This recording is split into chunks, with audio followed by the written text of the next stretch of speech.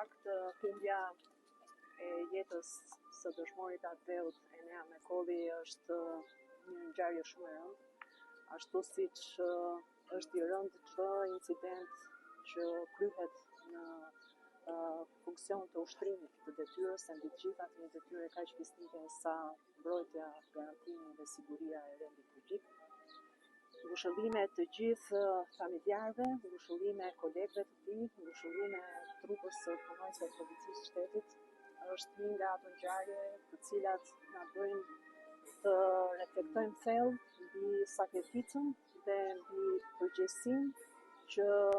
ushtrimi i kësaj detyre mbart, duke përfshirë aty edhe të gjithë ngarkesën që familjarët, miqt, kolegët